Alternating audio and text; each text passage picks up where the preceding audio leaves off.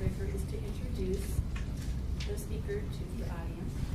Our next speaker is Justin Allen, and and a Youngstown, Ohio native. Justin is a sports enthusiast, a family man, and is never afraid to roll up his sleeves and lend a hand. The title of his speech today is Hard Work Pays Off. Please welcome Justin Allen.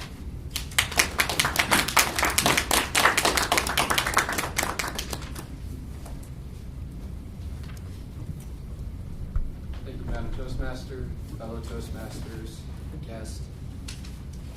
As Marianne said, I am a Youngstown, Ohio native.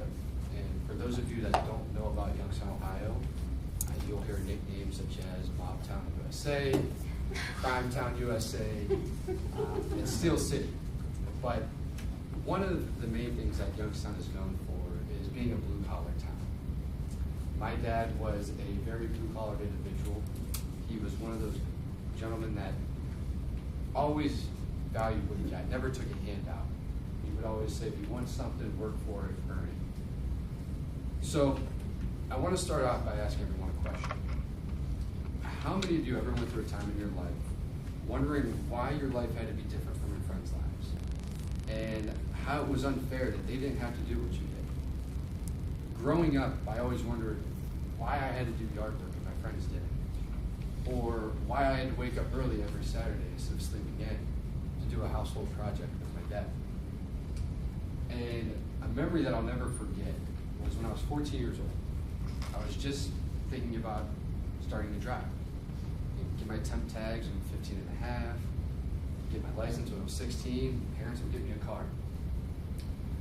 I remember asking my dad, Pop, when I turned 16, what kind of car are you guys going to get me? And he looked at me and he said, whatever car you want that you can buy with your own money.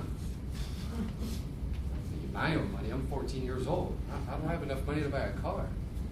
And he looked at me and he said, when you want something bad enough, you'll find a way to go get it. So my brother had worked at a little hot dog shop in town. And I thought, hey, can you give me a job? Started as a dishwasher. And at this time, I was in school. I was aspiring to play college basketball. I was working a job to try to buy a car. So over the next 2 years, my dad and I had many disagreements over how I was missing the biggest event of all time, or how I had to leave my friend's house when they get to stay, but I had to work. And I'll never forget the first car I owned. I bought it with my own money. It was a hunter green Chrysler LHS with a cream soft white leather interior.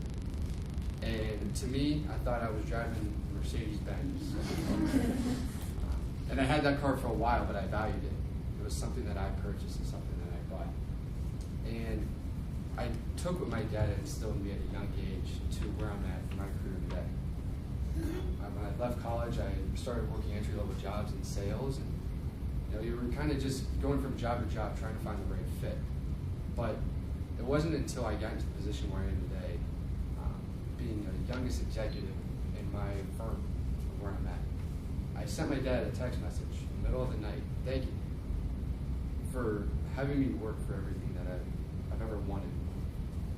And I'll leave you with a quote that I still think about to this day. It's something that motivates me, and it's a little bit cheesy, but again, it's something that keeps me going. And that quote is, you can have whatever you want when you do whatever it takes. And I take a look at my life where it is currently today, and I appreciate everything that I'm blessed with. I have a nice house, I have a beautiful wife, a 1.5-year-old son, another baby on the way, I just found out about. And those are the things that drive me today.